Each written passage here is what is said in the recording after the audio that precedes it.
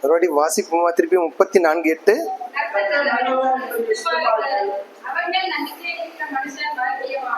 கர்த்தர் நல்லவர் என்பதை ருசித்து பாருங்கள், அவர் மேல் நம்பிக்கையா இருக்கிற மனுஷன் பாக்கியவான். எத்தனை பேர் கர்த்தர் மேல் நம்பிக்கையா இருக்கிறீங்க? ஒரே ஒரு கேள்வி மட்டும் கேட்கிறேன். 2-3 பேர் தான், ஒரு 10 பேர் இருப்பீங்க. நீங்க கர்த்தர் மேல் நம்பிக்கையா இருக்கிறீர்கள் என்று எதனால் புரிந்து கொள்கிறீர்கள்? கர்த்தர் மேல் நம்பிக்கையா இருக்கிறேன்றீங்க, கர்த்தர் மேல் நம்பிக்கையா இருக்கிறேன் என்று எதனால் புரிந்து கொள்கிறீர்கள்? எனக்கு என்ன தோணுதுன்னா, நீங்கள் கர்த்தர் மேல் நம்பிக்கையா இருக்கிறீர்கள் இல்லை என்று தோணுது. ஏன்னா நீங்க தெரியாம ஒருவேளை அந்த வார்த்தையை சொல்றீங்களா? சரி, இப்ப உங்களுக்கு ஒரு உதாரணத்தை சொல்றேன், அதன் மூலமா நீங்க புரிஞ்சுக்கோங்க. இப்ப நாம் வாசித்த அந்த வேத பகுதி பாடத்தை பார்ப்போம். இஸ்ரவேல் தேசத்துல அகசியா என்ற ராஜா இருந்தார். அந்த ராஜா என்ன பண்ணாருன்னா, மாடி மேல இருக்கிறப்ப தவறி கீழே விழுந்துடுறாரு. கீழே விழுந்தவருக்கு என்ன பண்ணா அடிபட்டுருது. இப்ப அவர் என்ன பண்றாருன்னா, 1-2 ஊழியக்காரர்களை கூப்பிட்டு என்ன பண்றாரு, நான் பிழைப்பேனா மாட்டேனான்ட்டு அந்த ராஜா யாருக்குன்னா எக்ரோனின் தேவனாகிய பாகால் செபூல் என்ற தெய்வத்தினருக்கு 2 பேர்த்த அனுப்புறாரு. அதாவது நான் பிழைப்பேனா மாட்டேனா இல்ல பிழைக்கிறேன்னா நான் எத்தனை நாள பிழைப்பேன், எப்படி பிழைப்பேன் அப்படின்னு கேட்டு அப்படி அனுப்பிச்சுடுறாரு. அந்த பாகால் செபூல்ன்றதுதான் புதிய ஏற்பாட்டுல பெயர் செபூல் இருக்குது. இதுக்கு போனே இருக்கு, சைடு இருக்கு. அப்ப பெயர் செபூல்ன்றது, அப்ப பெயர் செபூல்னா பிசாசுகளின் தலைவன் என்று அர்த்தம். அப்ப இவன் அனுப்பிச்சுடுறான். இப்ப 2 பேரும் போறாங்க அந்த பெயர் செபூல் என்ற இடத்துக்கு. அவர் இடத்துக்கு போய் குறி கேட்கறதுக்காக போறாங்க.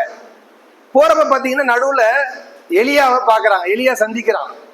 எலியா என்ன சொல்றான்னா, எங்க போறீங்க அப்படின்னு கேட்கிறப்ப, இந்த மாதிரி ராஜா அகசிய ராஜா கீழே வந்துட்டாரு, அவருக்கு அடிபட்டுருச்சு, அவர் இந்த பெயர் செபூல்ன்ற தெய்வத்திட்ட போயிட்டு கேட்க சொல்றாரு, நான் பிழைப்பேனா மாட்டேனா அப்படின்னு.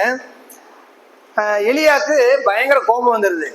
ஏன்னா மிக வைராகியம் உடையவன், வெட்டு ஒண்ணு துண்டு 2 பேசுறவன். அவன் என்ன சொன்னா, இஸ்ரவேலில தெய்வம் இல்லைன்னா நீ பாகால் செபூல் இடத்துல போய் கேட்கிற அப்படின்னு சொல்லிட்டு உங்க ராஜா இடத்துல போய் சொல்லுங்க, நீங்க உங்க ராஜா ஏற கட்டுல இருந்து இறங்காமையே செத்து போயிடுவான் அப்படின்னு சொல்லிருங்க அப்படின்னு சொல்றாரு.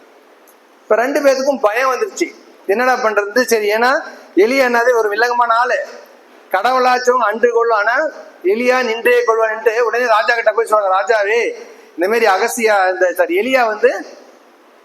எலியா நாங்க போற வழியில பார்த்தோம். இப்ப எலியா சொன்னார், எங்க போறணும்னா நான் பாகால் செபூல் போறேன்னு நான் சொன்னேன்.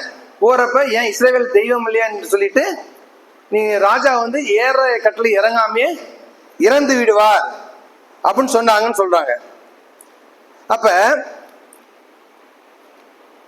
ராஜா இப்ப எலியா சந்திச்சாங்கல்ல, அப்ப என்ன நினைச்சிருக்க, ஒருவேளை தெய்வம் நம்மளை சந்திக்கிறார், நம்மளோட இடைப்படுகிறார், இதனால நமக்கு ஒரு குணமாக்க ஒரு வழியை தருகிறார் அப்படின்னு நினைச்சிருக்கணும். அதனாலதான் நம்ம ஒரு ஊழியக்காரனை அமைச்சாருன்ட்டு. ஆனா அவன் என்ன பண்ணாது, அந்த உணர்வே அவனுக்கு இல்லாம போச்சு. சரிங்களா? அப்ப எதுக்காக அவனுக்கு இந்த விபரீதமான முடிவு வந்துச்சு, சாகவே சாவா என்றுனா, அவன் இஸ்ரவேலின் தேவனை நம்பாமல் யாரை நம்பினா, விக்கிரகத்தின் தேவனாகிய பெயர் செபூலை நம்பினான். ஏன்னா என் விக்கிரகம் யார் இடத்துல, அதனால தேவனிடத்துக்கு ஆரம்பிக்கல, யார் இடத்துல ஆரம்பிச்சான், பாகால் எடுத்து விக்கிரக இடத்துல ஆளை அமைச்சான். சரி, அப்படின்னா இவனுக்கு இஸ்ரவேலின் தேவன் தெரியாதா? தெரியும். ஏன்னா இஸ்ரவேல் ஜனங்கள் யாருடைய ஜனங்கள்? கர்த்தருடைய ஜனங்கள். இவன் யாரு? இஸ்ரவேல் ஜனங்களுக்கு ராஜாவா இருக்கிறான். அப்ப இவன் தேவனால் தெரிந்து கொள்ளப்பட்டவன் இல்லைங்களா? அப்ப கர்த்தருடைய பிள்ளைகளுக்கு இவன் ராஜாவா இருக்கிறதுனால இவனுக்கு கர்த்தரை தெரியாதா? கண்டிப்பா தெரியும். ஏன்னா இவனுடைய நாட்களில், இவனுடைய தகப்பனாருடைய நாட்களில் எலியாவை கொண்டு தேவன் நிறைய கிரிகைகளை செய்தார். எலியா என்ன சொன்னா, மழை பெய்யாதுன்னு சொன்னா வானம் வெண்கலமாக மாறிவிட்டது. அதே போல அக்னி வானத்திலிருந்து இறங்குன்னு சொன்னான், அக்னி இறங்கினது. அதே போல பெருவெள்ளம் மழை பெய்யுன்னு சொன்னா மழை பெய்யுது. இதெல்லாம் ஆகாப் இருக்கிற காலத்துல எலியா கர்த்தர் வந்து எலியாவை கொடுத்து எலியாவை கொண்டு இந்த கிரிகைகளை செய்தார். ஆனா இது ஆகாப் தகப்பனா இருக்கிறதுனால அகசியாவுக்கு நன்காகவே தெரிகிறதா இருக்கிறது. அப்ப எலியாவை அங்க அப்பாவுக்கும் தெரியும், அகசியாவுக்கும் தெரியும். எலியாவை மட்டும் இல்ல, எலியாவின் தேவனையும் நன்கு அறிந்தவர்களா இருக்கிறார்கள். அப்ப இவனுக்கு உடல்நிலை சரியில்லைன்னு இவன் யார்கிட்ட போயிருக்கணும்? கர்த்தர் எடுத்துட்டு போனான். ஆனா இவன் யார்கிட்ட போனா? பாகால் இடம், அதாவது பிசாசின் இடத்துல போனான். ஏன்னா ஆகாப்புக்கு எலியாவை குறித்தும் தெரியும், எலியாவின் தேவனை குறித்தும் தெரியும். ஏன்னா ஆகாப் யாரு? அகசியாவோட தகப்பனார். ஒரு முறை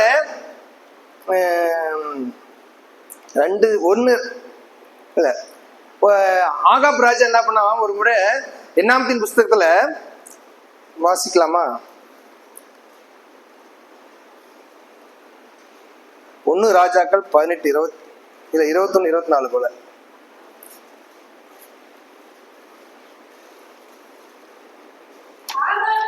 1 ராஜாக்கள் 18 21 24 தான்.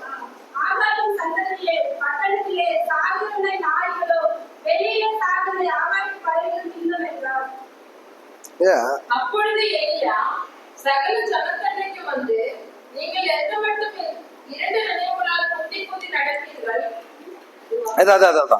கர்த்தர் தெய்வமானால் அவரை பின்பற்றுங்கள், பாகால் தெய்வமானால் அவரை பின்பற்றுங்கள் என்றான். ஜனங்கள் பிரதியுத்தரமாக அவனுக்கு ஒன்றும் சொல்லவில்லை. அப்பொழுது எலியா ஜனங்களை நோக்கி, கர்த்தரின் தீர்க்கதரிசிகளில் மீந்திருக்கிறவன் நான் ஒருவன், பாகாலின் தீர்க்கதரிசிகளோ 450 பேர்.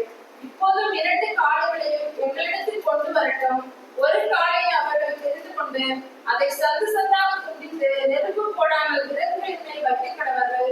நான் மற்ற காளையை அப்படியே செய்து நெருப்பு போடாமல் விறகுகளின் மேல் வைப்பேன். நீங்கள் உங்கள் தேவனுடைய நாமத்தை சொல்லி கூப்பிடுங்கள், நான் கர்த்தருடைய நாமத்தை சொல்லி கூப்பிடுவேன். அப்பொழுது அக்னியும் உத்தரவு அருளும் தெய்வமே தெய்வம் என்றான்.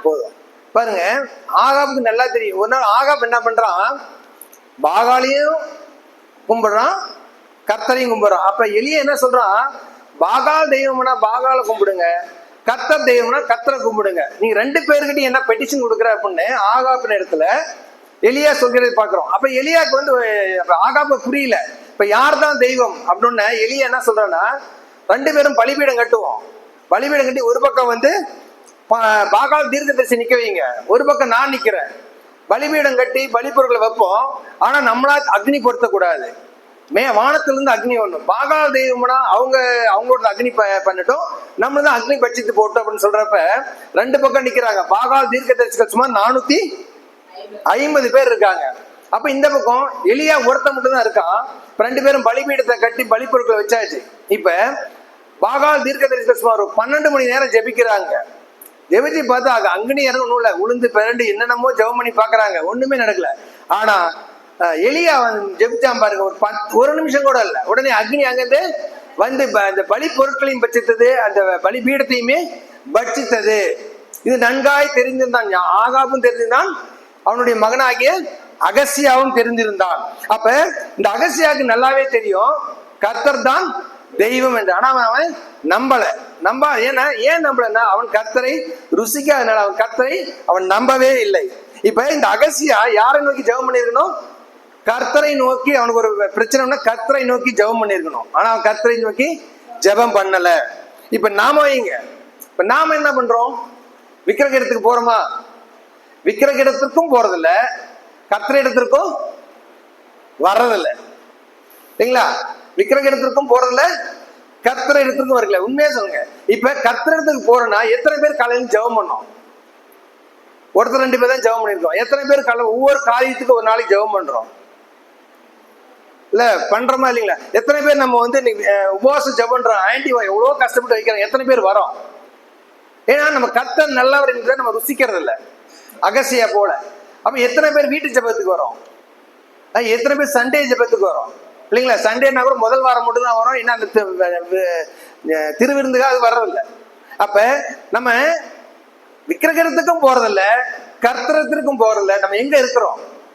இல்ல இந்த சைடும் போறதில்ல, அந்த சைடும் போல நம்ம எங்க நிக்கிறோம்? அதுதான் இன்றைய கடவுளுடைய வைராகியமே. இதுதான் கர்த்தருடைய வைராகியமே. நம்ம எந்த பக்கமும் போல, எந்த பக்கம் நிக்கிறோம்? நம்முடைய நம்பிக்கை யார் மேல இருக்குது? அப்ப ஒரு கடன் பிரச்சனை, நம்ம எங்க போறோம்? கர்த்தரை தேடி போறோமான்னு பாத்தீங்கன்னா இல்ல. ஒரு கடன் பிரச்சனை யாரோ ஆளை தேடி போறதா இருக்குது இல்லைங்களா? ஒரு வியாதி யாரை தேடி போறோம்? மருத்துவம் தேடி போறோமா இருக்கும். ஆனா வேதத்துல என்ன புத்தகத்துல ஒரு அகசியா ஆசாவை பத்தி கொடுத்திருக்குது. ஆசா வந்து ஒரு நல்ல ராஜாங்க. அவன் வந்து நல்ல மனுஷனா இருந்தான். ஆனா காலில் ஒரு வியாதிப்பட்டது என்ன பண்ண, அவன் பரிகாரியை தேடி போனான், யாரும் மருத்துவரை தேடி போனான். கடைசியில என்ன பண்ணான்? சாகவே செத்தான் போட்டிருந்தது. 1 நாளாகமம் புத்தகம் 16, 18, 12, 13, 13 பாருங்களேன். 2 நாளாகமம் 16ஆம் அதிகாரம் 12, 13.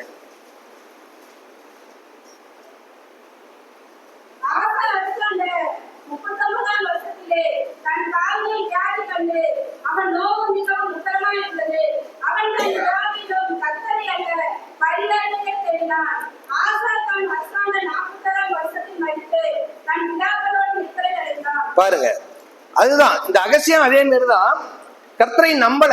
கடைசியில் அவனுக்கு நிலைமை இப்படிதான் வந்தது. 2 ராஜாக்கள் 16, 17 படிச்சோம். 2 ராஜாக்கள் 1, 16, 17.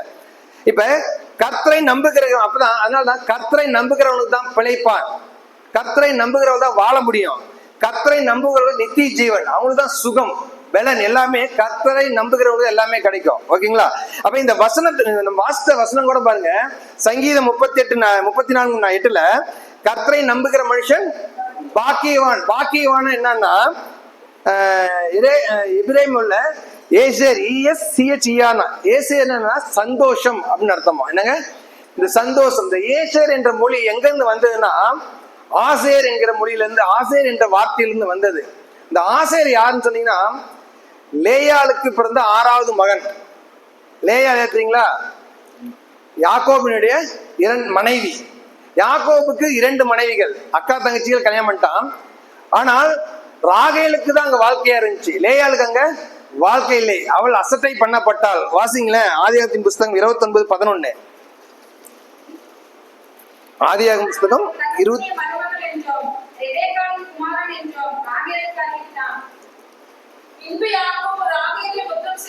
இல்ல, ஆதியாகமம் 29:31. லேயா அற்பமா எண்ணப்பட்டாள். பாருங்க, அவள் அசட்டை பண்ணப்பட்டவளா இருக்கிறாள் லேயா. அப்ப ஆண்டவர் என்ன பண்ணாரு? ராகேலுடைய கர்ப்பத்தை அடைத்தார். லேயாளுக்கு பிள்ளைகளை கொடுத்து கொண்டே இருந்தார். லேயால் ஒவ்வொரு குழந்தையும் பிறக்கிறப்ப ஒவ்வொரு குழந்தையும் காரண காரியமாக ஒவ்வொரு பேர் வச்சாங்க. ஒவ்வொருத்தருக்கும் ஒரு அர்த்தமா தான் பேர் வச்சா. அப்ப இவன் 6வது மகனா பெற்றவனை இவனுக்கு ஆசேர் வச்சான். ஆசேர் என்றால் என்னன்னா பெருக்கம் என்று அர்த்தமா. அப்ப ஆசேர்னா பெருக்கம். அவன் ஆசேரை குறித்து வேதத்துல சொல்லுது. ஆதியாகமத்தின் புஸ்தகம் 49:20 49:20 பாருங்க. ஆசேருடைய ஆகாரம் கொழுமையா இருந்தது. பாருங்க, ராஜாக்களுக்கே உரிய வேண்டிய ருசிகளை விரும்பினா அவனுடைய வீட்டுல எப்படி பாருங்க, ராஜாவுக்கு ஈக்குவலா இருந்தான் அவன். அப்ப ஆசேர் என்பது ஒரு செழிப்புன்னு அர்த்தம். ஒரு செழிப்பு அல்லது ஒரு செழிப்பின் சந்தோஷம். இப்ப நம்ம வாழ்க்கையில எத்தனை பேர் வாழ்க்கையில செழிப்பு இருக்கிறது? எத்தனை பேர் சந்தோஷமா இருக்கிறோம்? அப்ப செழிப்பு சந்தோஷம் இல்லைன்னா நம்ம என்ன பண்ண? கர்த்தர் நல்லவர் என்பதை நம்ம ருசிக்கவே இல்லை. ஏன்னா ஒரு செழிப்பும் சந்தோஷம் இருந்தாதான் நான் கர்த்தர் நல்லவர் என்னைக்கு நம்ம ருசிக்கிறோமோ அப்பதான் நம்ம வாழ்க்கையில சந்தோஷமும் செழிப்பும் வரும். அப்ப நம்ம கர்த்தரை நல்லவர் நினைக்கலன்னா நம்ம எப்படி வாழ்க்கையில சந்தோஷம் வரும், செழிப்பு வரும்? சங்கீதம் 34 சரி. அப்ப அடுத்த கேள்வி, நம்ம வாழ்க்கையில சந்தோஷம் வரணும், செழிப்பு வரணும், என்ன பண்ணணும்? கர்த்தரை நம்ம. அப்ப என்ன ஆன்சர் அதுக்கு? சங்கீதம் 34:8 வாசிங்களேன். கர்த்தர் நல்லவர் என்று ருசித்தாதான் கர்த்தர் நமக்கு நம்முடைய வாழ்க்கையில் நம்பிக்கை ஒரு கர்த்தர் மேல இல்லைங்களா? வாசிங்க இதை. யாரெல்லாம் இப்ப கர்த்தரை நம்புறீங்க? கர்த்தர் நல்லவர் என்பதை ருசித்தால் மட்டும்தான் நம்ம வாழ்க்கையில சந்தோஷமும் மகிழ்ச்சியும் வருகிறதா இருக்குது. ஏன்னா நாம் இந்த நாள்ல கர்த்தரை நம்ப முடியாத காரணம் என்னங்க? ஏன்னா அகசியா தான் பண்ணான், ஆனா அவனால் நம்ப முடியாது. ஏன்? கர்த்தரை அவன் ருசிக்கவில்லை. அதனால நம்மளும் கர்த்தரை ருசிக்க முடியாதனால கர்த்தர் நல்லவர் என்பதை நாம் சொல்ல முடியறதில்ல. சரி, நாம் எப்படி கர்த்தர் நல்லவர், எப்படி ஒரு கர்த்தர் நல்லவர் என்பதை நாம் எப்படி நம்ம சொல்ல முடியும் சரியானா? இப்ப வாயில சொல்றதுனால ஒண்ணும் புரியாது. அதை ருசிக்கணும்னா, இப்ப அல்வா சாப்பிட்டா இனிக்குன்னு ஒருத்தர் சொல்றதுக்கும் நம்ம சாப்பிட்டு தெரியுது வித்தியாசம் இருக்கா இல்லைங்களா? இப்ப பாவக்காய் இருக்குது, பாவக்காய் கசப்புன்னு ஒருத்தர் சொல்றதுக்கும் அதை நம்ம சாப்பிட்டு தெரிஞ்சுக்கிறது வித்தியாசம் இருக்கா இல்லைங்களா? அது போலதான் கர்த்தர் நல்லவர் என்பதை ருசித்து சும்மா சொல்ல முடியாது. அது உணர்வு பூர்வமா நாம் அறிஞ்சாதான் கர்த்தர் நல்லவர் என்பதை நாம் ருசிக்க முடிகிறதா இருக்கும். ஏன்னா கர்த்தர் நல்லவர் என்று நினைத்திருந்தா நீங்க கண்டிப்பா உபவாச ஜெபத்துக்கு வந்திருப்பீங்களா இல்லைங்களா? நாம் ருசிக்கல, அதனால எந்த ஜெபத்துக்கும் நம்ம வர்றதில்லை. ஏன்னா அகஸ்திய ராஜா தான், அவனுக்கு சாவேன்னு தெரியும், கர்த்தர் நல்லவர் என்றும் தெரியும், ஆனா வந்தானா? வரல. ஏன்னா அவன் யாரை தேடி போனா? பாகாலை தேடி போனான். ஏன்னா இப்ப நம்மளும் அது மாதிரிதான் இருக்கும். நமக்கு ஒரு வியாதி, நம்ம யாரை தேடி போறோம்? மருத்துவரை தேடி போறோம் இல்லைங்களா? ஒரு பண பிரச்சனை, ஒரு பைனான்சியலை தேடி போறோம், ஆனா ஒரு கர்த்தரை தேடி போறோமா? இல்ல. வீட்டுல ஒரு பிரச்சனை, வக்கீலை தேடி போறோம், பட் ஆனா ஒரு கர்த்தரை தேடி போறோமானா இல்ல. ஒரு போராட்டம், நம்ம ஒரு மக்கள் பகிர்ந்துக்கிற முடிய கர்த்தரை தேடி போறோமா? ஏன்னா கர்த்தர் நல்லவர் என்பதை நம்ம ருசிக்காதனால நம்ம கர்த்தர்கள் யாரும் போகிறதே இல்லை. கர்த்தரை எந்த அளவுக்கு நம்ம நம்புறோம்? ஒரு சும்மா ஒரு ஜோக் சொல்லவா? இப்ப எத்தனை பேர், நிறைய பேர் சாப்பிடாம வந்திருப்பீங்களா? உபவாசம் எத்தனை பேர் வந்திருக்கீங்க?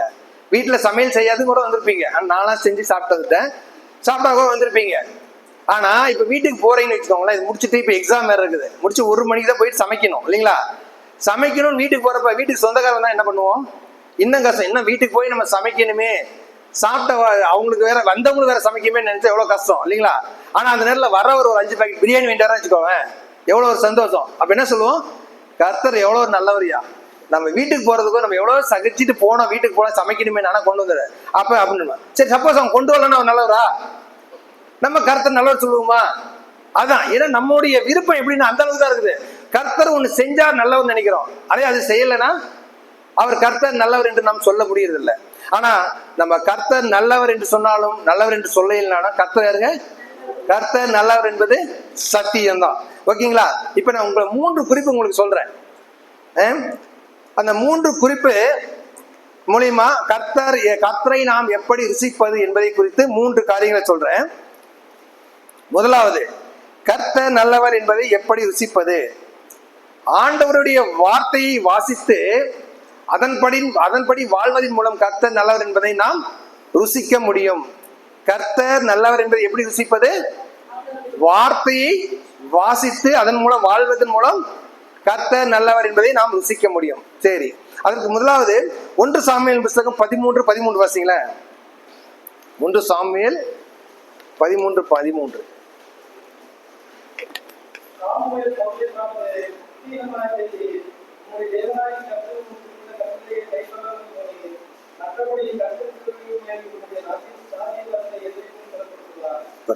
சாமுவேல் சவுலை பார்த்து, புத்தியீனமாய் செய்தீர், உம்முடைய தேவனாகிய கர்த்தர் உமக்கு விதித்த கட்டளைகளை கை கொள்ளாமல் போனீர். சாமுவேல் யாருங்க? பாஸ்டர். ஓகேங்களா? சவுல் ராஜா. இப்ப பாஸ்டர் என்ன சொல்றாரு? ராஜா பார்த்து இப்படி சொல்ல முடியுமா? புத்தியீனமாய் செய்தீர், உம்முடைய தேவனாகிய கர்த்தர் உமக்கு விதித்த கட்டளையை கை கொள்ளாமல் போனீர். கவனிங்க, ஒரு யுத்தம் நடக்குது, பெலிஸ்தீருக்கும் இஸ்ரவேலுக்கும் ஒரு யுத்தம் நடக்குது. இது ஒரு ஃபார்மல் சண்டை தான், டக்குன்னு ஏதோ சண்டை போடல. அப்ப பாஸ்டர் ராஜா ஒரு தகவல் அமைக்கிறார் பாஸ்டருக்கு. என்னன்ட்டு, பாஸ்டர் நீங்க இந்த யுத்தத்துக்கு நீங்க ஜெபிச்சுட்டு போங்க அப்படின்ட்டு.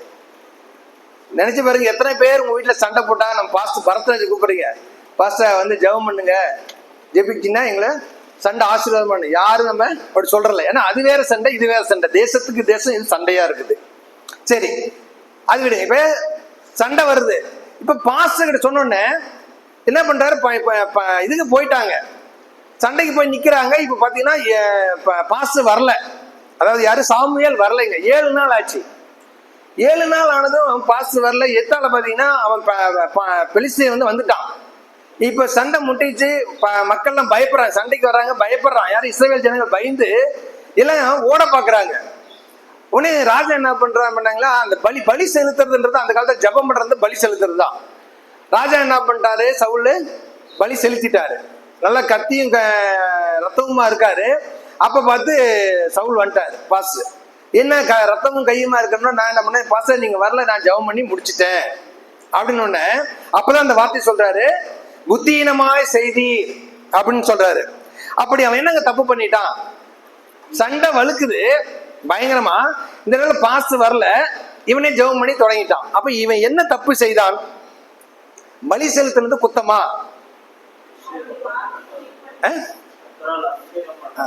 என்னாகும் புஸ்தகம் 3:10 படிங்களேன். என்னாகும் புஸ்தகம் 3:10.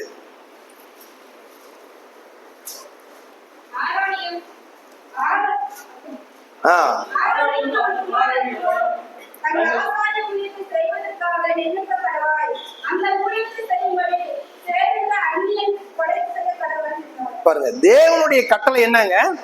பலி யார் தான் செலுத்தணும்? ஆசாரிய குடும்பத்தை சேர்ந்தவங்க செலுத்தணும். ஆசாரி தான் செலுத்தணும், வேற யாரும் செலுத்தணும். இதுதான் லா, இதுதான் கட்டளை. ஓகேங்களா? நிறைய பேர் இந்த கட்டளை தப்பா நினைக்கிறோம். இப்ப நமக்கும் நிறைய சட்டம் இருக்குது. எக்ஸாம்பிள் சொல்றேனே, இப்ப வண்டியில போனா ஹெல்மெட் போடணும்ன்றாங்க. ஓகேங்களா? அது நல்லதுக்கா கெட்டதுக்கா? வண்டியில போறப்ப 2 பேர் தான் போகணுன்றாங்க. அது இடது புறம் போகணுன்றாங்க. அது இதெல்லாம் சட்டம். அப்ப இது நல்லதுக்கா? இது நம்ம வாழ்றதுக்கா இல்ல கெடுறதுக்கா? அப்ப வேதத்துலயும் அப்படிதான் நிறைய சட்டங்கள் இருக்குது. அந்த சட்டம் இப்படி நமக்கு வாழதான் அந்த சட்டமே, நம்ம கொலை செய்யல. இப்ப வேதத்துல என்ன சொல்லுது? ஆசாரியன் தான் பலி செலுத்தணும்ட்டு. அப்ப இவனுக்கு ஏன் தெரியல? சவுல் ராஜாக்கு ஏன் தெரியல அப்படின்னா, அவன் என்ன பண்ணான்? வேதத்தை வாசிக்கல. வேதத்துல என்ன வாசிச்சிருந்தானா அவனுக்கு தெரிஞ்சிருக்கும் இல்லைங்களா? இந்த பலி யார் செலுத்தணும்? சாமுவேல் தான் செலுத்தணும் தெரிஞ்சிருக்கும். தெரியாதனால அவன் பலி அவன் செலுத்தினான். அதே மாதிரி கூட இன்னொரு வசனம் கூட இருக்குது.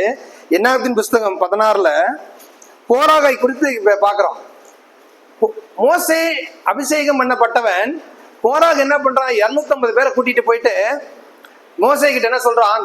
ஏன் நீ தான் பலியிடணுமா? நீ தான் தூபம் காட்டணுமா? நீ தான் பரிசுத்த இதுக்கு போகணுமா? ஸ்தலத்துக்கு போகணுமான்ட்டு சண்டை போடுறான். இப்ப மோசே என்ன சொல்றாருன்னா, சரி நீ நாளைக்கு வா அப்படின்னு சொல்லிட்டு வந்தப்ப இவங்க எல்லாம் 250 பேரை தூபம் காட்டுறது. தூபம்னா தெரியுங்களா? இந்த வீட்டுல இது என்ன கட்சிங்க? சாம்பிராண்டி.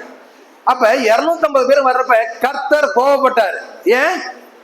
செய்யறவங்க அபிஷேகம் பண்ணப்பட்டவன் தான் செய்யணும், ஆசாரிகளும் செய்யணும். உடனே கர்த்தர் அடித்தார். என்ன ஆச்சு பாருங்க, என்னாகமத்தின் புஸ்தகம் 16 32 33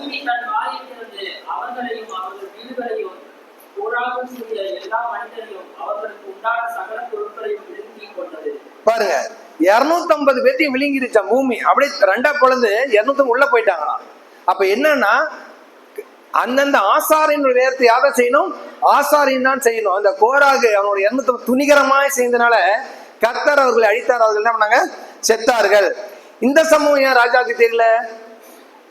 ஏன்னா இதெல்லாம் அவருடைய முன்னாலதான் இருந்தது. ஆனா அவனுக்கு இதெல்லாம் அறியாதனால, ஏன்னா அறியலைன்னா அவன் படிக்கல, அண்ணாச்சின்னா படிக்கல, இந்த படிக்காதனால அவனுக்கு தெரியவில்லை. அப்ப பைபிள்ல சட்டம் இருக்குன்னா சட்டமா மட்டும் இல்ல, அந்த சட்டத்தை நம்ம இந்த லார்க்ல எங்க வேதத்துல ஒண்ணும் அது நம்ம படிச்சு அது செஞ்சா நம்ம என்ன, அது செய்யாட்டி என்ன அப்படின்னு ஒவ்வொன்றும் போட்டிருக்குது. அதன்படிதான் நம்ம செய்யறதா இருக்கோம். அப்ப அதை நம்ம கற்றுக்கொண்டால்தான் நமக்கு ஒரு தீமை வரப்ப அதை குறித்து நமக்கு தெரியும். இல்லைன்னா அப்படியே விட்டு போய வேண்டியதுதான். சரிங்களா? இப்ப நான் என்ன நினைக்கிறேன்னா, ராஜா எப்படி செஞ்சிருந்தா நல்லா இருந்திருக்கும். இப்ப பெலிஸ்தீர் வந்துட்டாங்க. சவுல் ராஜா என்ன பண்ணிருப்பா? பக்கத்துல சொல்லியிருப்பாங்க, யுத்தம் பழுக்குது எல்லாம் வர்றப்பன்னு சொல்லியிருந்தா சவுல் என்ன சொல்லியிருக்கலாம்? வந்துட்டு வரட்டும், நம்ம வார்த்தைக்கு படி, நம்ம வார்த்தையின்படி கீழ்ப்படிஞ்சிருந்தாருன்னா சவுல் ஜெயிச்சிருப்பானா இல்லையா? கண்டிப்பா ஜெயிச்சிருப்பான். ஏன்னா சவுல் இல்லாத காலத்துல சாமுவேல் மட்டும் இருந்தாங்க. அது அப்பயும் இதே மாதிரி தான் பெலிஸ்தீர்கள் வந்தாங்க சண்டைக்கு. அப்ப ராணுவ படைத்தளங்களோ எதுவுமே இல்லை. சவுலும் சாமுவேலும் அவருடைய ஜனங்கள் மட்டும் தான் இருந்தாங்க. அப்ப இதே மாதிரி பெலிஸ்தீர் வரப்ப எப்படி ஜெயிச்சாங்க பாருங்க. 1 சாமுவேல் புஸ்தகம் 7ஆம் அதிகாரம் 7 to 11 வரை. 1 சாமுவேல் புஸ்தகம் 7ஆம் அதிகாரம்.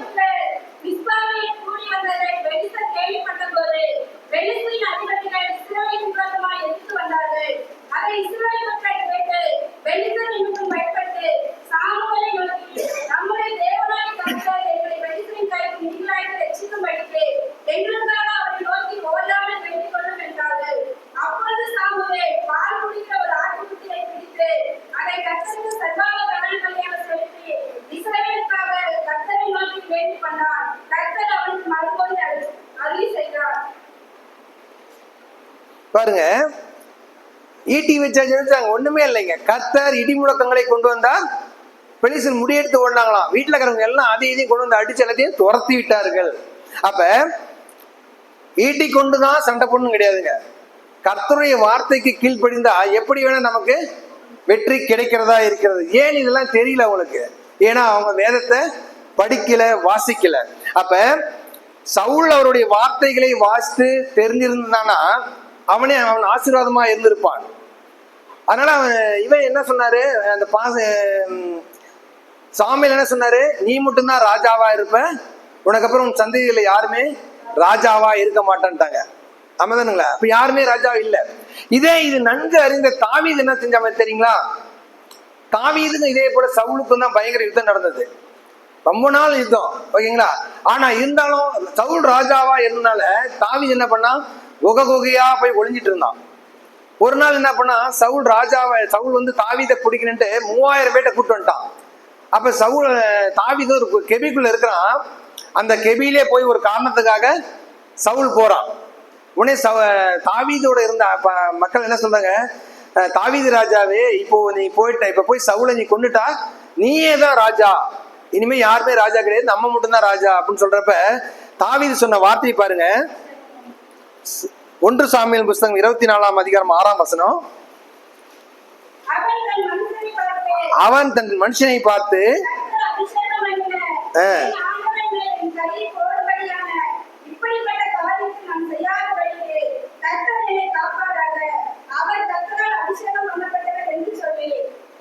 பாருங்க, கர்த்தர் அபிஷேகம் பண்ணவன் மேல் நான் கையை போட மாட்டேன். ஏன் அப்படி சொல்றான் சொல்லுங்க தாவீது? ஏன்னா தாவீது என்ன, எப்படி அவன் இரவும் பகலும் வேதத்தை வாசித்தவனா இருக்கிறான். அவனுக்கு வேதத்தை குறித்து நன்கு அறியும். என்னாமத்தில் என்ன எழுதிருக்கு எல்லாமே தெரிஞ்சனால கர்த்தர் அபிஷேகம் பண்ண தொட மாட்டேன்றான். அதே போல சங்கீதம் 119:97 கூட சொல்ற பாருங்க, வேதத்தில் நான் எவ்வளவு பிரியமாய் இருக்கிறேன், நாள் முழுவதும் அது என் தியானமா இருக்கிறது. அப்ப சங்கீதத்தில் அவன் நல்ல வேதத்தை வாசித்ததுனால அவனுக்கு தெரியுது. ஏன்னா 34ஆம் சங்கீதம் கூட சொன்னது யாருங்க?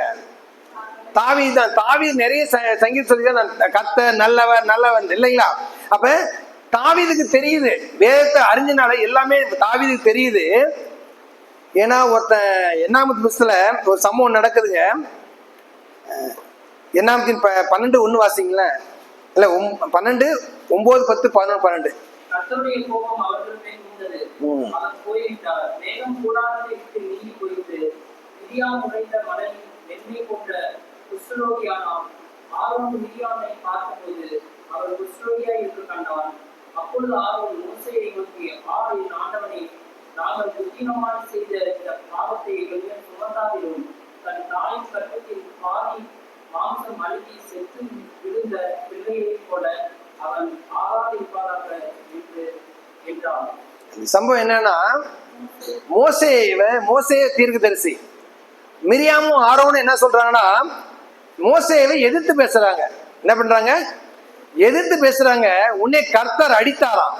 உன்னை அவனுக்கு வெண்குஷ்டம் வந்துச்சு. யாரு? மிரியாமுக்கு வெண்குஷ்டம் வந்துச்சான். அந்த குஷ்டம் எப்படின்னா, ஒரு தாய் தன்னுடைய புறப்பிரசவத்துல ஒரு குழந்தை வயிற்றிலிருந்து செத்து வருதுன்னு வச்சுக்கோ, எப்படி இருக்கும்? அது அழுகி இருக்குமா, அந்த மாரி அவனுடைய உடம்பு ஆயிடுச்சான், மிரியாமின் உடம்பு. அப்ப இதை யார் அறிஞ்சிருந்தான்னா, தாவீது நன்கு அறிந்திருந்தான். ஒரு மோசே வந்து ஒரு தெரிந்து கொள்ளப்பட்ட மனுஷனுக்கு எதிராக பேசினதுக்கே எப்படின்னா, இதே சவுல் வந்து ஒரு அபிஷேகம் பண்ணப்பட்ட மனுஷன், அவனை கொண்டா எப்படி நடக்கும், எனக்கு என்ன ஆகும்ட்டு தாவீது நன்கு அறிந்திருந்தான். ஏன் தாவீது அறிந்திருந்தான்? அவன் வேதத்தை நன்கு வாசித்தான், ஆனா நன்கு அறிந்திருந்தவனா இருந்தான். இப்ப எத்தனை பேர் நாம் வேதத்தை வாசிக்கிறோம்? இந்த கதை சொல்றதுனா தெரியல, எத்தனை பேர் நாம் வேதத்தை டெய்லியும் வாசிக்கிறவர்களா இருக்கிறோம்?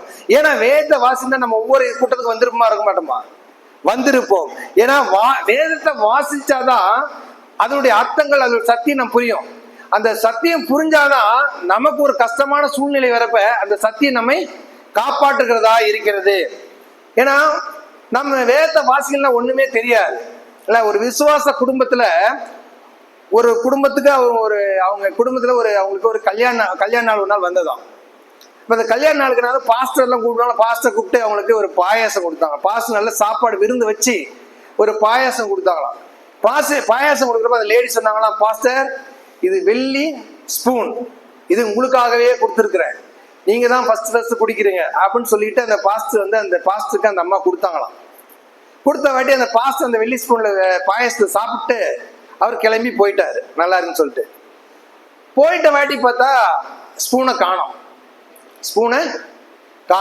உடனே அந்த பாஸ்டர் அந்த வீட்டில் இருக்கிற அம்மா சொல்றாங்களாம், ஆட பாஸ்டர் வந்து நல்லா தான் ஜெயிப்பாரு, ஸ்பூனை கூட திருடுவாரா அப்படின்னு அவளுக்கு ஒரு கேள்வி. அவங்க வீட்டுக்கு என்ன சொல்றாரா, விட்டுரு பரவாயில்ல பாஸ்டர் அவர் எடுத்து விட்டுரு, நம்ம எதுவும் கேட்க வேணாம்னா அந்த அம்மாவுக்கும் ஒன்றும் முடியல.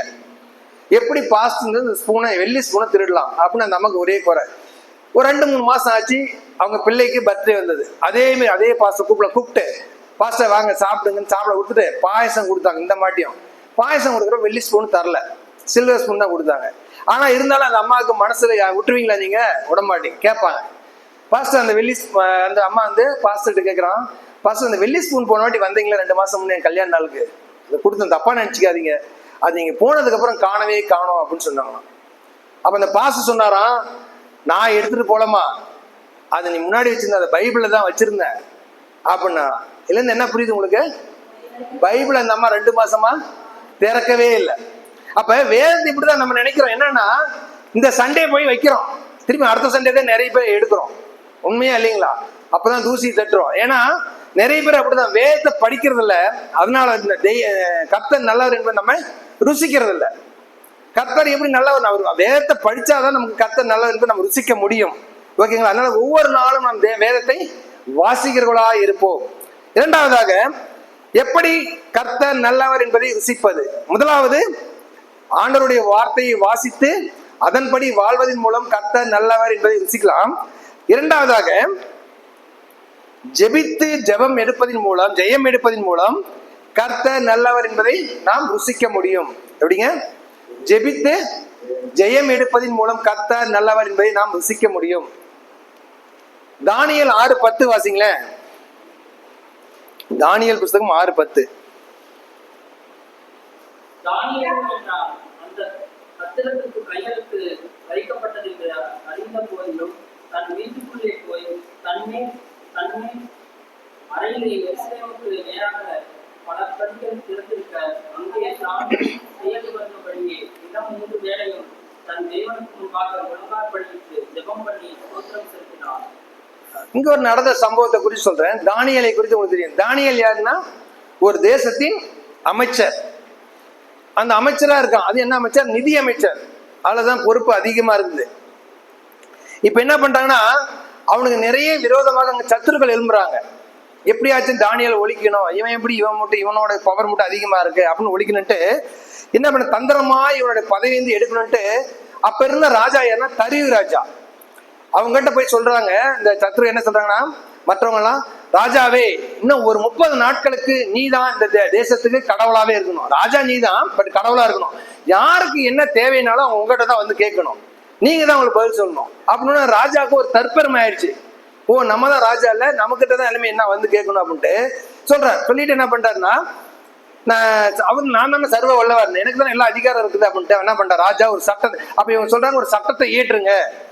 என்னன்னா, உங்களை தவிர வேற யாரையாச்சும் ஜெபித்தாவோ வணங்கினாவோ அவங்களுக்கு எங்க போடணும், சிங்க குகையில மரண தண்டனை கொடுத்துடணும்னு சட்டத்தை ஏற்றுக்கணும்னு ராஜாவும் தற்பெருமையா என்ன பண்ணிட்டாரு, ஒரு சட்டத்தை ஏற்றிட்டாரு.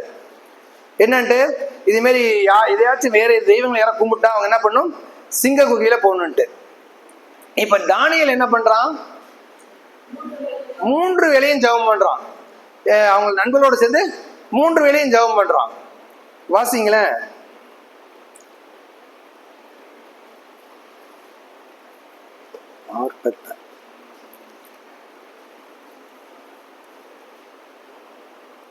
சரி விடுங்க.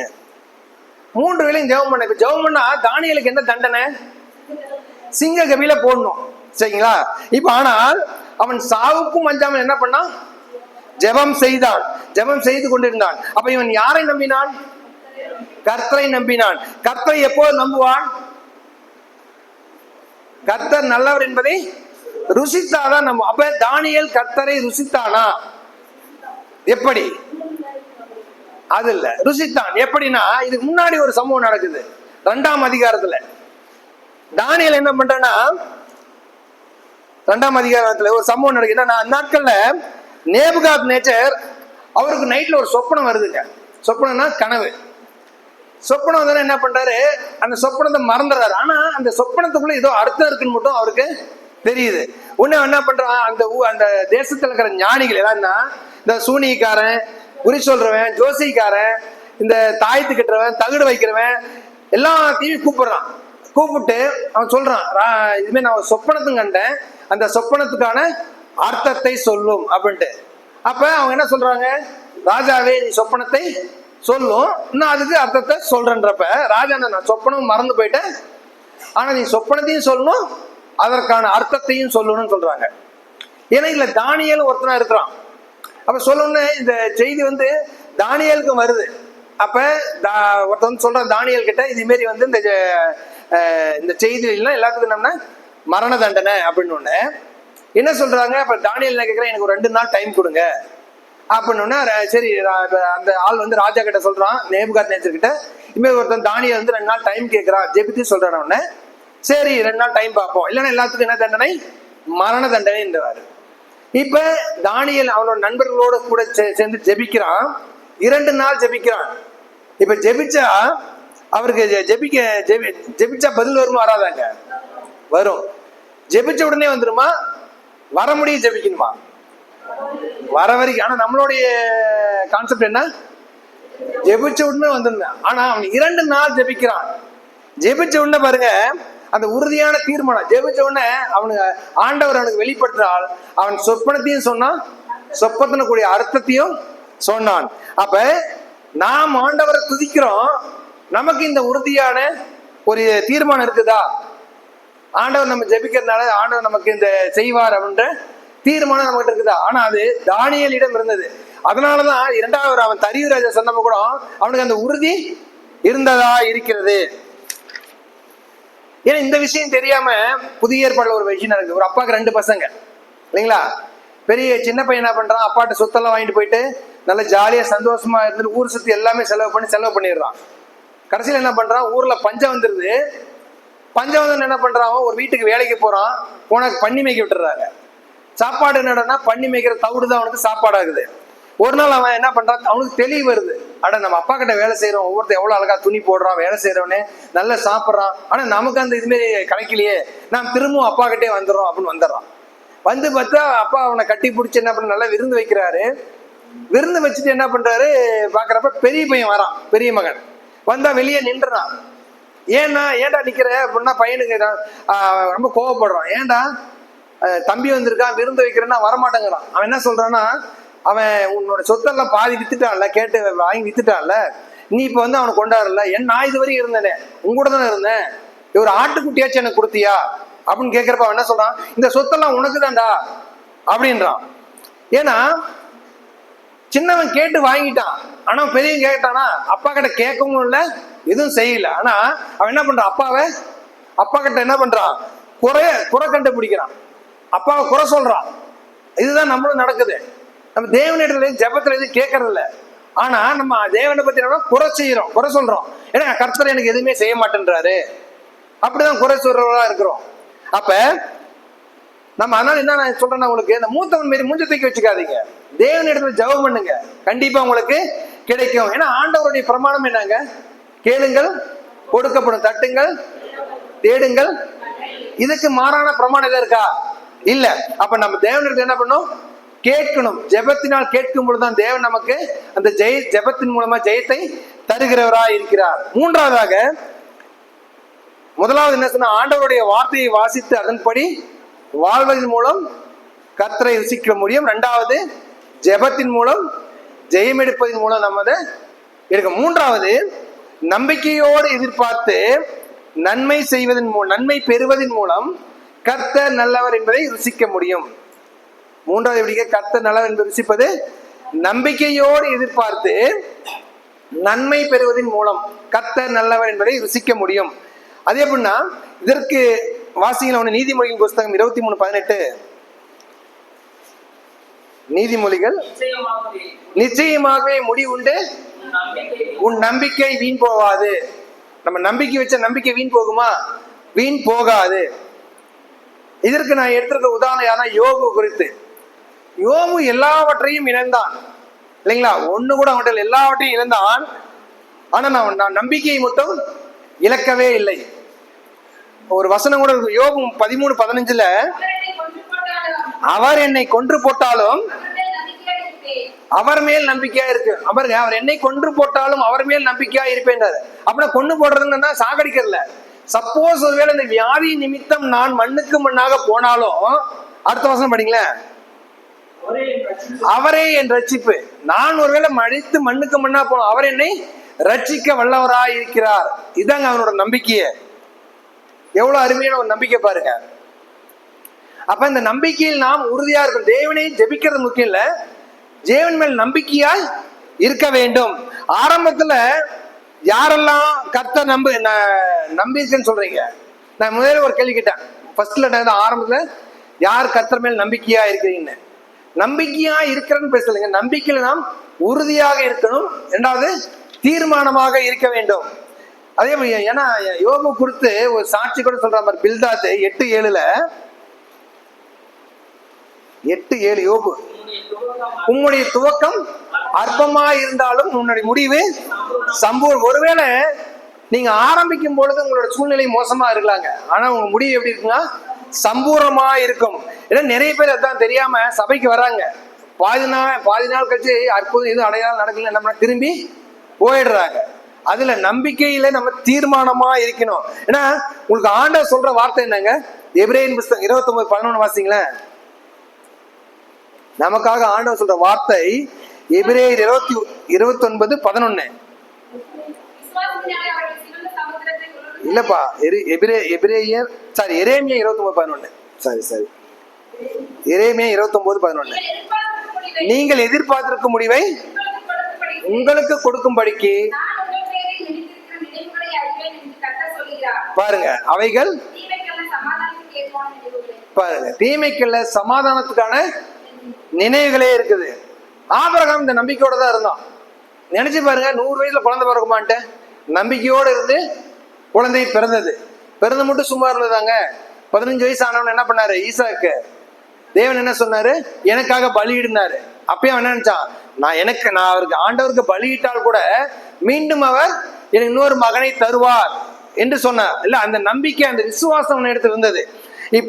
அந்த நம்பிக்கை இருந்தது. அந்த நம்பிக்கை எதிர்பார்ப்பு தான் நம்ம கிட்ட இருக்கணும். நம்பிக்கை கொடுத்து நம்ம வேஸ்ட் பண்ணக்கூடாது, எதிர்பார்க்கணும் ஆண்டவர்கிட்ட கிடைக்குமான்ட்டு. வாசிங்களே எபிரேயர் புத்தகம் 10:38 பாருங்க. எபிரேயர் புத்தகம் 10.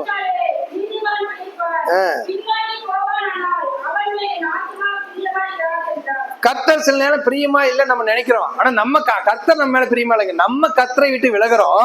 அதனாலதான் திரும்பி வாசிங்க.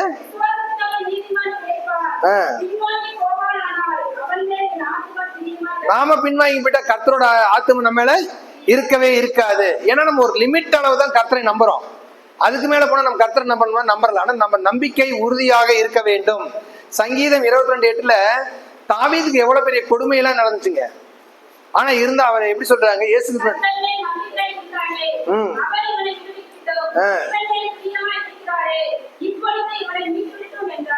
பாருங்க, கர்த்தர் மேல் நம்பிக்கையா இருந்தானே எவ்வளவு கொடுமை. ஏன்னா நமக்கும் நிறைய சூழ்நிலைகள் ஒரு மாதிரி வருது. அப்ப கர்த்தர் மேல் நம்பிக்கையா இருந்தானே அவன் இவனை விடுவிக்கட்டும், இவன் மேல் பிரியமா இருக்கிறாரே இப்பொழுது இவனை மீட்டுக் கொள்ளட்டும் என்றாங்க. இப்ப நம்ம கூட இந்த சமுதாயத்துல கொஞ்சம் கம்மி தான் நம்ம இல்லைங்களா? இப்ப சேலத்துல எடுத்தாலுமே கிறிஸ்தவர்கள் கம்மி தான். நம்ம குடும்பத்துல கூட நிறைய இந்துக்கள் இருக்காங்க. நம்ம பார்த்துட்டு சர்ச்சுக்கு போற ஏதாவது கிடைக்குதா கேட்கறாங்களா இல்லைங்களா?